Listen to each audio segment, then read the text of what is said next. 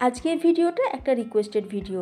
বহুদিন ধরে আমার কিছু বন্ধুরা রিকোয়েস্ট করছিল যে ম্যাগি দিয়ে বানানো যায় এমন কিছু স্ন্যাক্সের রেসিপি শেয়ার করতে। অনেক সময় কি হয়, ম্যাগির মধ্যে না ভীষণ গুঁড়ো ম্যাগি থাকে যেগুলো দিয়ে ম্যাগি বানিয়ে খাওয়াই যায় না, কারণ সেগুলো গলে যায় ম্যাগি বানানোর পর। তাই সেই গুঁড়ো ম্যাগি দিয়ে ঝটপটে বিকালের হালকা খিদেতে কিভাবে একটা স্ন্যাক্স বানিয়ে নিতে পারো, আজকে সেই রেসিপি তোমাদের সাথে শেয়ার করব। নমস্কার, বেঙ্গলি পাকশালা আরও একটা নতুন রেসিপিতে তোমাদের সকলকে স্বাগত। তো এখানে আমি দেখো 5টা আলু নিয়েছি, আর আলুর খোসাটা ছাড়িয়ে জলের মধ্যে দিয়ে রেখেছিলাম যাতে আলুটা কালো না হয়ে যায়। আমি 5 পিস আলু নিয়েছি, পরিবারের সকলের জন্য বানাচ্ছি, তো তোমরা চাইলে আলুর পরিমাণটা কিন্তু কম বেশি করে নিতে পারো। এরপর আমরা আলুটাকে দেখো আমি রাফলি কেটে নিচ্ছি। আলুগুলোকে আমি রাফলি কেটে নিয়েছি। এরপর চলে যাব সরাসরি গ্যাস ওভেনে। এবার আমি কিছুটা জল গরম করে নিয়েছি। এবার জলটা যখন উষ্ণ গরম হয়ে গেছে, সেই জলের মধ্যে অল্প সামান্য একটু নুন আর অল্প সামান্য পরিমাণে একটু হলুদ দিয়ে দিলাম। দিয়ে একবার ভালো করে মিক্স করে নিয়ে আমরা এখন আলুর টুকরোগুলোকে জলের মধ্যে দিয়ে দেবো। এখন আমরা আলুটাকে নুন আর হলুদ দিয়ে একটু সিদ্ধ করে নেব। তোমরা চাইলে কিন্তু আলুটা গোটা অবস্থাতেও প্রেসার কুকারে দিয়ে 2টো সিটি দিয়ে নিতে পারো। তবে যেহেতু এখন নতুন আলু সিদ্ধ হতে টাইম বেশি লাগেই না, সেই জন্য আলুটাকে আমি একটু পাতলা পাতলা করে কেটে নিয়ে এরকমভাবে সিদ্ধ করে নিলাম। এরপর আলুটা সিদ্ধ হয়ে যাওয়ার পর জল ছেঁকে তুলে নিলাম। এবার আলুটা গরম থাকতে থাকতে আমরা আলুটাকে একটু ভালো করে ম্যাশ করে নেব। যদি তোমরা গোটা আলু সিদ্ধ করে করো, সেক্ষেত্রে একটা গ্রেটার দিয়ে গ্রেট করে নেবে, তাতে করে আলু ম্যাশটা খুব ভালোভাবে হবে। খুব ভালোভাবে আলুটা ম্যাশ করে নেওয়া হয়ে গেছে। এরপর এর মধ্যে দিয়ে দিচ্ছি পেঁয়াজ কুচি 1 চামচ, ঝালের জন্য দিয়ে দিলাম কুচনো কাঁচা লঙ্কা, আর দিয়ে দিচ্ছি স্বাদ অনুযায়ী নুন, 1/2 চা চামচ দিয়ে দিলাম চিলি ফ্লেক্স, ভাজা জিরে গুঁড়ো দিয়ে দিলাম 1/2 চা চামচ, আর দিয়ে দিচ্ছি গোটা জিরে 1/2 চা চামচ। এরপর বাইন্ডিংয়ের জন্য দিয়ে দেবো চালের গুঁড়ো 1 চামচ আর কর্নফ্লাওয়ার 1 চামচ। এবার সব কিছুকে আমরা খুব সুন্দর করে মিশিয়ে নেব। সব কিছু সুন্দর করে মিশিয়ে নেওয়া হয়ে যাওয়ার পর এখন আমরা এইভাবে হাতের মধ্যে এরকম ফিঙ্গারের মতন করে শেপ দিয়ে নেব।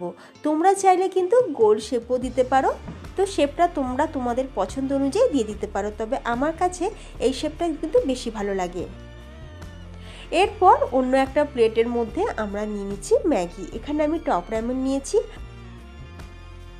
আর এইরকম ম্যাগির যে বড় প্যাকেটগুলো, তার মধ্যে দেখবে গোটা ম্যাগি থাকে তো ঠিকই, কিন্তু অনেকগুলো দেখবে গুঁড়ো ম্যাগি থেকে যায়। তো সেগুলোকে ওয়েস্ট না করে, বা এগুলো দেখবে ম্যাগি বানিয়ে খেতে ইচ্ছা করে না, এত ছোট ছোট গুঁড়ো হয়ে যায়।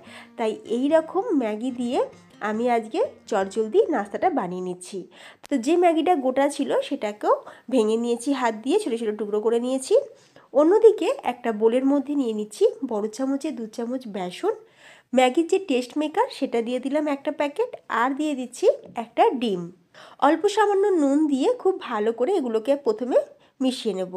তারপরে অল্প অল্প করে জল দিয়ে একটা পাতলা ব্যাটার রেডি করে নেব। তবে ব্যাটারটা কিন্তু খুব বেশি পাতলা করে ফেললে হবে না। ব্যাটারটা রেডি হয়ে যাওয়ার পর আমি তোমাদের ব্যাটারের কনসিস্টেন্সিটা দেখিয়ে দিলাম। আর হ্যাঁ বন্ধুরা, এর মধ্যে নুনের পরিমাণটা কিন্তু অবশ্যই বুঝে দিতে হবে। যেহেতু ম্যাগি টেস্ট মেকারের মধ্যে নুন থাকে, তাই নুনের পরিমাণটা একটু বুঝেই দিতে হবে। ঠিক এই রকম ঘনত্বের ব্যাটারটা রেডি করে নিতে হবে। তো সব কিছু মোটামুটি আমাদের রেডি হয়ে গেছে। এরপর যে আলুর ফিঙ্গারটা আমরা রেডি করে রেখেছিলাম, সেটা প্রথমে এই ব্যাটারে চুবিয়ে তারপরে আমরা ম্যাগির মধ্যে দিয়ে এটাকে সুন্দর করে কোট করে নেব।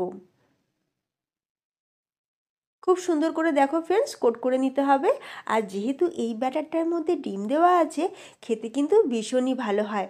তবে হ্যাঁ, তোমরা যারা ডিম খাও না, তো সেক্ষেত্রে তোমরা কিন্তু শুধু ময়দার গোলা তৈরি করেও নিতে পারো, বা শুধু বেসনের গোলাও তৈরি করে নিতে পারো। একই রকমভাবে সবকটা আমি রেডি করে নিচ্ছি। আর তোমরা দেখতেই পাচ্ছ, কাঁটা চামচ দিয়ে করলে কিন্তু খুব সুন্দরভাবে হয়েও যাচ্ছে, আর আমাদের হাতটাও পরিষ্কার থাকছে। সবগুলোকে একই রকমভাবে আমি রেডি করে নিয়ে তোমাদের দেখাচ্ছি। দেখো আমি এগুলোকে রেডি করে নিয়েছি। এরপর আমি এটাকে 15 মিনিটের জন্য ফ্রিজেতে রেখে দেবো। তবে তোমরা চাইলে কিন্তু নাও রাখতে পারো। আমি 15 মিনিটের জন্য ফ্রিজেতে রেখে দেওয়ার পর এগুলোকে আমরা এবার ডিপ ফ্রাই করে নেব। ফ্রিজ থেকে বার করে নিয়ে আমি এখন সরাসরি তেলের মধ্যে দিয়ে খুব ভালো করে এগুলোকে লাল লাল করে ভেজে নেব। ভাজার সময় গ্যাসের ফ্লেমটা মিডিয়াম টু হাইতে রেখেছি। লো ফ্লেমে ভাজলে কিন্তু আবার খুলেও যেতে পারে। আর দেখো ফ্রেন্ডস, এগুলো কিন্তু ভাজা হয়ে গেছে, আমি তেল ঝরিয়ে তুলে নিয়েছি। এই রকমের নিত্য নতুন রেসিপি পেতে প্লিজ আমার চ্যানেল বেঙ্গলি পাকশালাকে সাবস্ক্রাইব করে পাশে থাকা বেল আইকন প্রেস করে রাখবে। তাহলে আমি চ্যানেলে যখনই ভিডিও আপলোড করব তার নোটিফিকেশন সবার আগে তোমার মোবাইলে পৌঁছে যাবে। তাহলে ফ্রেন্ডস, ভিডিওটা তোমাদের কেমন লাগলো অবশ্যই আমাকে কমেন্টে জানিও। রেসিপি ভালো লাগলে ভিডিওতে একটা লাইক দিতে কিন্তু একদমই ভুলো না। আর বাড়িতে বানালে আমাকে কমেন্ট করে জানিও তোমাদের কেমন লাগলো। তাহলে ফ্রেন্ডস, আজ আসি, দেখা হবে কাল নতুন কোনো রেসিপির সাথে। ভালো থাকবে, সুস্থ থাকবে, ধন্যবাদ।